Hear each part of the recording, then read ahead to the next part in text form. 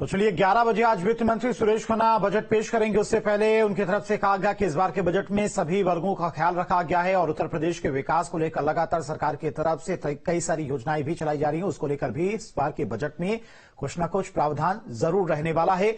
और चलिए बजट को लेकर लोगों की क्या कुछ राय है और कितनी ज्यादा उम्मीदें हैं बजट से लोगों को उत्तर प्रदेश की, वो भी जानने की कोशिश करेंगे। लखनऊ से संवाददाता हमारे साथ शुभम जुड़ गए हैं। इसके अलावा कानपुर से श्याम तिवारी भी जुड़े हैं। सबसे पहले शुभम आपके पास आएंगे क्योंकि 11 बजे यह बजट पेश होना है और इस बार के बजट से बहुत ज्यादा उम्मीदें उत्तर प्रदेश के लोगों को, क्योंकि चुनाव नजदीक है, साथ ही साथ अयोध्या में प्रभु श्री राम विराजमान हो चुके हैं। तो उसके बाद सरकार की तरफ से कौन से बड़े ऐलान किए जाते हैं यह भी देखना होगा। जी बिल्कुल, इस वक्त हम लोग वित्त मंत्री सुरेश खन्ना के घर पर हैं और ठीक पीछे आप देख सकते हैं कि अभी कुछ ही देर में यहां पर वित्त मंत्री सुरेश खन्ना बाहर निकलेंगे। अभी थोड़ी देर पहले, क्योंकि आज 11 बजे उत्तर प्रदेश का बजट पेश होना है और उससे पहले जो तमाम तरह की जो पूजा पाठ वो हर बार करते हैं वही अभी भीतर चल रही थी, जो कि हमने अपने विजुअल्स में भी दिखाया। तमाम अपने आप में ये बजट काफी ज्यादा अहम इसलिए भी माना जा रहा है क्योंकि 2024 का लोकसभा चुनाव सामने है, तो ऐसे में चुनावी बजट भी हो सकता है। तमाम तरह की योजनाएं हर वर्ग को ध्यान में रखते हुए बड़ी सौगातें वित्त मंत्री इस बार उत्तर प्रदेश के जो है उत्तर प्रदेश के लोगों को दे सकते हैं। हर वर्ग से, चाहे वो शिक्षा हो, स्वास्थ्य हो, कानून व्यवस्था समेत तमाम जो अहम मुद्दे हैं, अहम वर्ग हैं, उन सभी को साधने का भी प्रयास होगा और इस बजट के माध्यम से कहीं ना कहीं हर उस वर्ग तक पहुंचने का प्रयास उत्तर प्रदेश की योगी सरकार भी करेगी, जिससे कि 2024 से पहले जनता को सीधा उत्तर प्रदेश में जो भारतीय जनता पार्टी की सरकार है उससे लोगों को ज्यादा से ज्यादा लोगों को जोड़ा जा सके। इसके अलावा अगर हम बात करें कि क्या प्रमुख चीजें इस बार जो बजट में होने वाली है, इससे पहले बजट के 11 बजे जो पेश करेंगे उसके पहले करीब 9:30 बजे के आसपास मुख्यमंत्री आवास पर एक कैबिनेट बैठक भी होगी, जिसमें उत्तर प्रदेश यूपी पर्यटन विभाग की भूमि लीज नीति पर भी इसमें मंजूरी मिल सकती है। और इसके अलावा जो प्रमुख चीज अगर हम बात करें कि आज इस बजट में रहने की अनुमान है, जिसके माध्यम से जो बड़ी सौगातें उत्तर प्रदेश के लोगों को मिल सकती है, जैसे लैपटॉप और टैबलेट के लिए विशेष वित्तीय प्रावधान हो सकते हैं और इसके साथ ही साथ करीब 7.5 लाख करोड़ का ये बजट इस बार हो सकता है। बिल्कुल, और इसी बीच श्याम भी हमारे साथ लगातार बने हुए हैं। श्याम, देखिए बजट से काफी उम्मीदें हैं। एक तो लोकसभा चुनाव नजदीक है, इसके साथ ही 1 ट्रिलियन इकोनॉमी की बात लगातार इस सरकार से की जा रही है। अब क्योंकि दूसरे कार्यकाल का तीसरा बजट पेश किया जा रहा है, काफी उम्मीदें इस बजट से है, लेकिन 1 ट्रिलियन इकोनॉमी को लेकर किस तरह की झलक इस बजट पे देखने को मिल सकती है?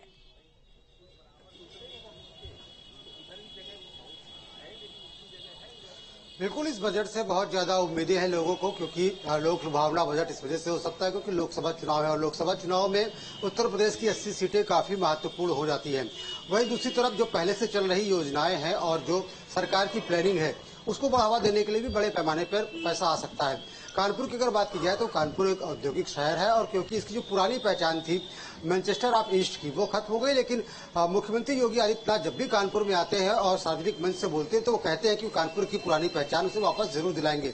यही वजह है कि कानपुर के लोगों की जो उम्मीदें हैं वो बजट से बहुत ज्यादा है। कुछ लोग हमारे साथ में मौजूद हैं, उनसे बात कर लेते हैं और जानते हैं कि वो क्या चाहते हैं कि इस बार बजट में क्या प्रावधान हो।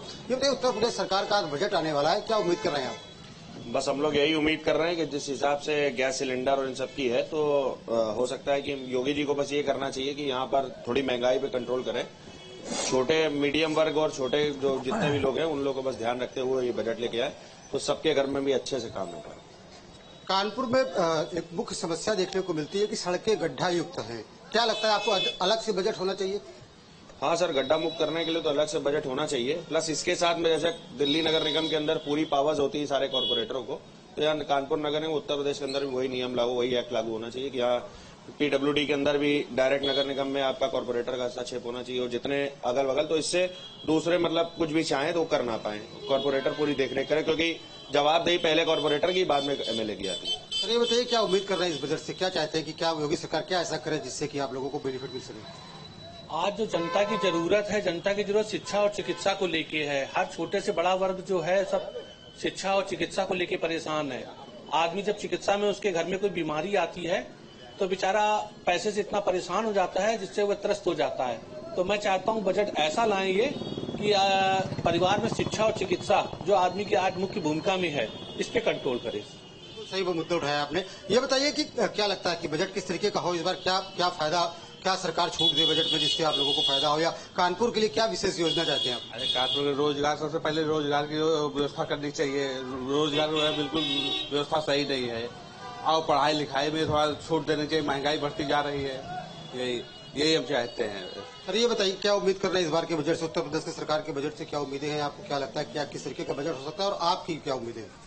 बजट में मैं तो यही चाहूंगा कि गरीबों का विशेष ध्यान रखें। जिस कदर महंगाई बढ़ रही है, महंगाई बहुत ज्यादा बढ़ चुकी समझिए, और माननीय मुख्यमंत्री जी ने जो अभी मजदूर लोन की योजना चालू की है, मैं चाहता हूं उसको थोड़ा सा और बढ़ा दें। 2 लाख रुपए की योजना चालू की है, उसको थोड़ा सा और बढ़ा दें। कम से कम 5 लाख रुपए तक ऋण जो उपलब्ध करा रहे हैं उसको व्यवस्था कर दें, क्योंकि 2 लाख रुपए में आजकल व्यापार नहीं हो पाता। और गरीबों की रोजमर्रा की जो चीजें हैं, सिलेंडर हो गया और ये चिकित्सा विभाग, शिक्षा विभाग, इन सब पे थोड़ा सा ध्यान करके तब बजट पेश करें। बजट होता है गरीबों के लिए, मतलब गरीब आदमियों के लिए विशेष ध्यान रखें।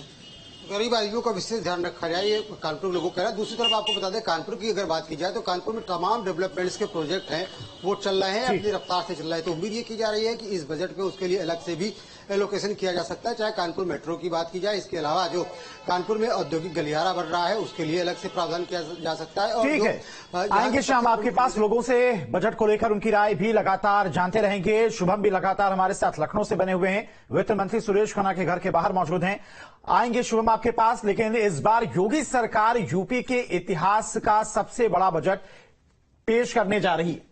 तो ये 5 तस्वीरें आप टीवी स्क्रीन पर देख रहे हैं। बता दें आपको कि इस बार क्यों है खास ये बजट, इन तस्वीरों के जरिए हम समझाने की आपको कोशिश कर रहे हैं। इस बार के बजट में राज्य सरकार 3 से 4 नए औद्योगिक गलियारे बनाने की घोषणा कर सकती है। इसके साथ ही किसानों को सरकार बड़ा तोहफा दे सकती है।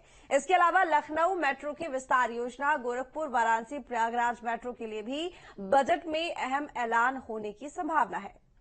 बजट में कुंभ की तैयारियां और अयोध्या के साथ साथ काशी जैसे धार्मिक स्थलों के विकास पर भी खास फोकस रहने की संभावना है। इसके अलावा प्रस्तावित एक्सप्रेसवे योजनाएं भी केंद्र में रह सकती हैं।